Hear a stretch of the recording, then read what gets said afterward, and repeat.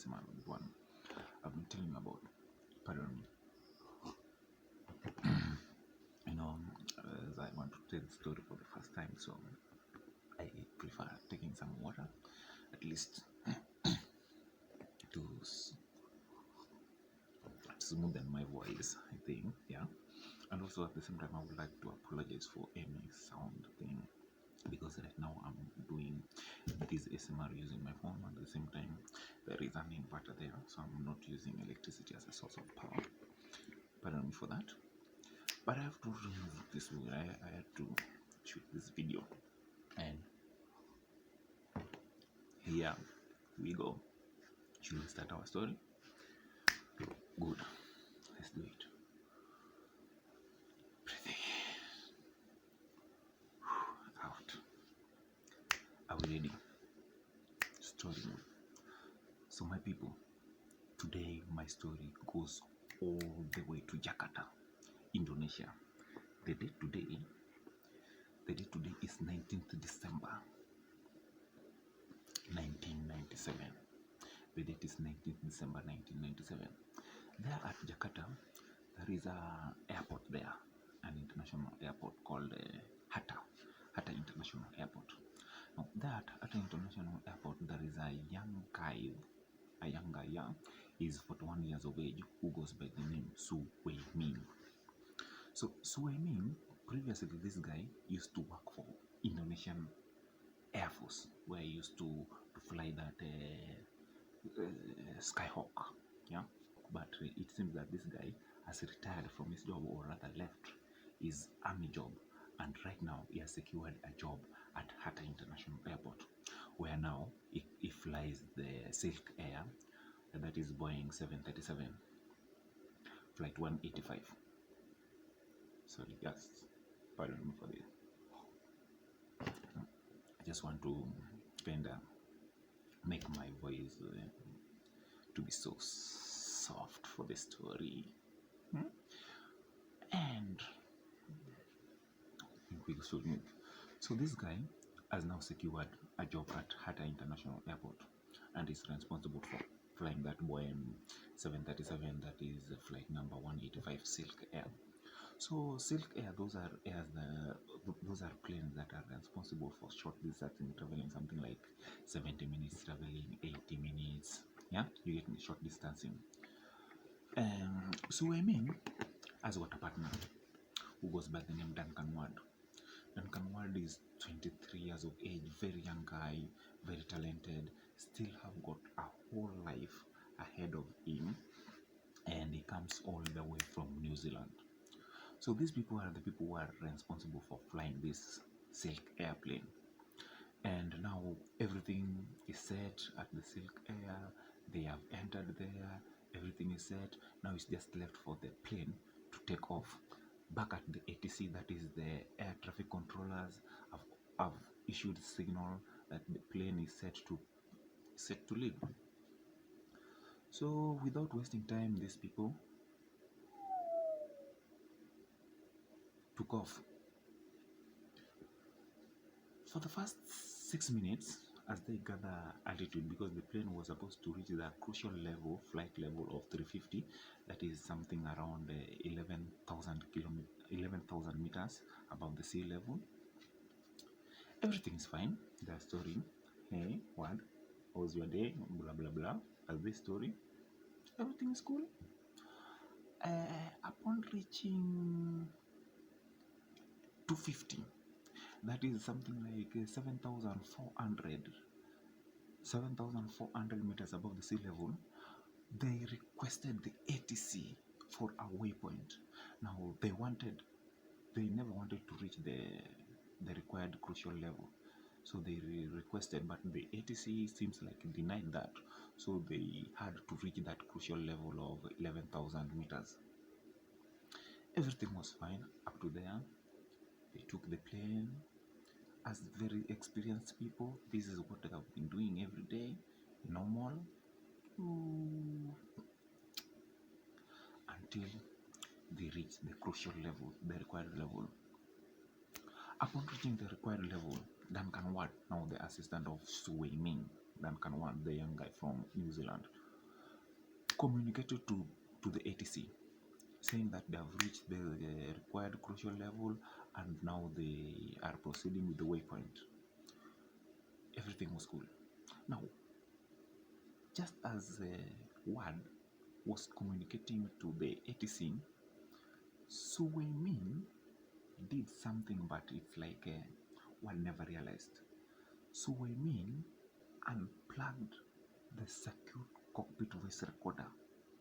Now, cockpit voice recorder, my people, now this is something that is responsible for recording all audio at the cockpit area, that chamber where the pilot and his co-partners sits as they fly the plane.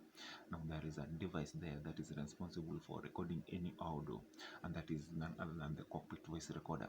Now Su Wei-min kinda manually break the circuit recorder, and now it stopped recording anymore. But Duncan Ward never saw that.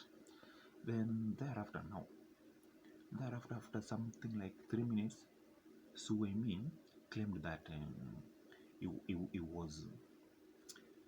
was hungry, and that Duncan Ward, if he never mind, could go and get him some coffee to drink. So Duncan Ward, as a young pilot, just said, why not go and get my senior a coffee to drink? So he left.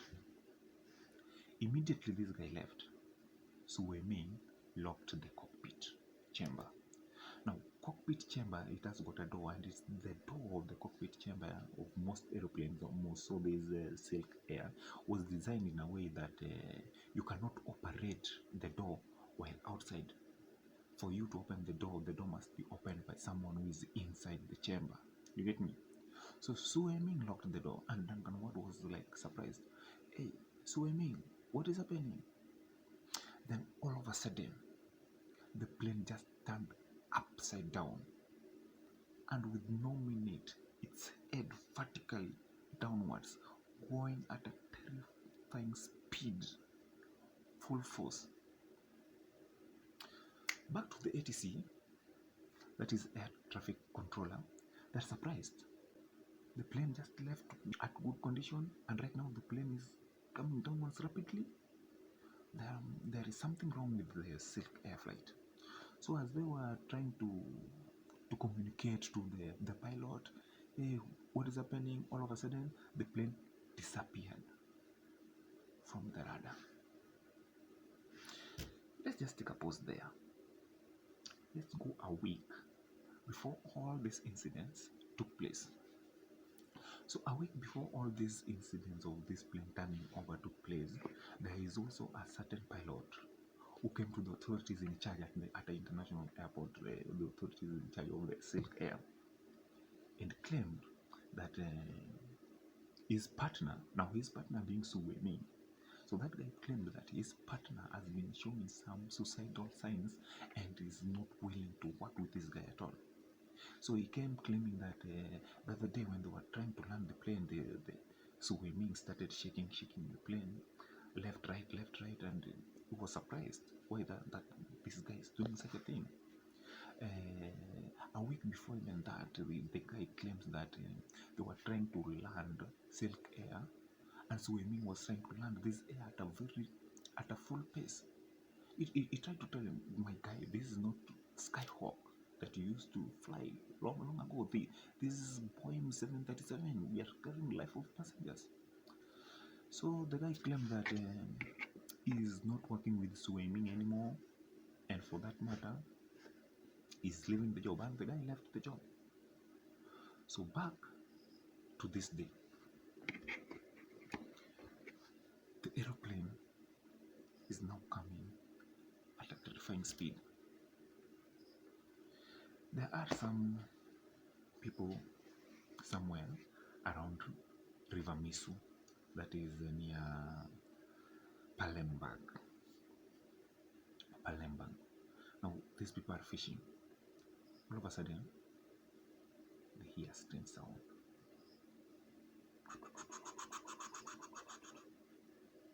The guy tells his partner, hey, do you hear the sound? The guy is like, what sound? A upon looking up, they saw a whole aeroplane, Boeing 737, coming at a very terrifying speed. I tell you, the plane was at its full speed, in that even parts of the aeroplane started taking off before even the plane landed.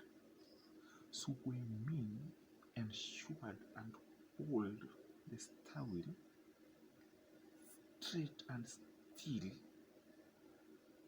until the plane entered River Mesu. Everyone, 97 passengers, 7 crew members, totaling of 104 people, died on the spot. No one survived. No one. The young, the old, the intelligent, all died on the spot. So I tell you, people were sent there. So long as you had got any skill, you had to go there. The treasures were borrowed, everything, the divers, so that they can excavate the remains of this Silkair. Tell you, people were surprised. People were like, what on earth could make this plane to crash in such a manner? The plane crashed, I tell you, into smaller pieces. So after some time, the investigation started. The investigation was done by 2 agencies, that is the NTSB, National Transportation Safety Board of the US, and the NTSC, National Transportation Safety Committee, of Indonesia. So the reasons why the NTSB of US are here is because they are the manufacturers of this plane, and they are here to look at why and what could make their plane, the Boeing 737, to crash on such a manner. If at all there is malfunction somewhere, and how they can prevent another Boeing 737 to crash on such a manner. So that is the reason as to why they are here. The NTSC of Indonesia are here because the plane has crashed on their motherland. So they had to carry out investigation as they are doing that thing as the incident that occurred on their motherland. So thereafter, after some few times, there is when now they came on to get the cockpit voice recorder. So after some week, they found the cockpit voice recorder, and the last thing that cockpit voice recorded was Duncan Ward's voice. So they accused Duncan Ward for being responsible for the plane crash. Now this one was later on dismissed, as they found the FDR, that is flight data recorder. So flight data recorder, this is just an electronic device that is responsible for recording any instruction passed to any electronic system of the plane. So that is the function of it. And then they found that the FDR shows that the plane was at its full speed. So this is when the NTSB now started investigating the pilot. Who are these pilots? And there is when they came across now Su Weiming, and found that Su Weiming had been showing some suicidal signs, and that is how they came to conclude that this was a pilot suicidal mission. Because when now they living alone, they came to realize that even some colleagues had come here to raise some complaints about this guy. At the same time, they found out that this guy, so sources shows that even this guy was into stock trading, and he had got a very huge debt there, something like $880,000. That was a very hectic money, very huge amount of money. So this guy was into debt, I tell you. So later on, they also realized that this guy insured his life, and now the day of the plane crashing, that was the day now the life insurance was being activated, and his family would be the beneficiaries. So to my thinking, it seems like Suemin took his life to benefit his family, but that was not good of him, because tell you 97 passengers' life and the 7 crew members plus his life all went in vain for deaths. So even if we are in a crucial situation like swimming, I don't think it's that wise to take people's life, the innocent, the young, the old, the innocent, all those people just died for just this one mistake.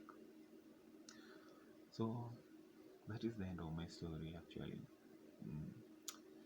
Very hectic. I have got nothing much to say. The investigation took more years. Some conclusions were made at 2003 years after the crash, and both the NTSB and the NTSC had got their conclusions. According to the NTSC, they never had got any tangible evidence to support that it was a pilot suicidal mission, because this one also was, they could have made their people, the Indonesian people, not to fear even bothering the Silk Airlines. So they have got their reasons. So guys, I just want to end my story at that point. This is my first story, by the way, I'm airing out, and more stories to come. You people tell me how you think the story is. Actually, this is my first time. I've never been a storyteller. I don't know even if I'm a good storyteller, but anyway, I just thought like it's good and wise to tell some stories, things that did happen for real, that will happen, and may all their soul rest in peace for those people who crashed, and just let's take a moment of silence to pray for them, because they existed. No, I know some of us might not have existed in 1997, but for those people who are there, those people who lost life on that crash, at that plane crash, a moment of silence for them.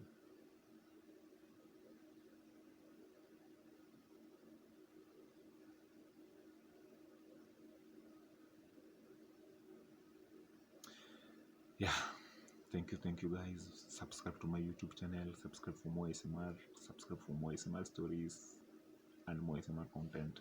Love you guys, love you all. See you in my next video.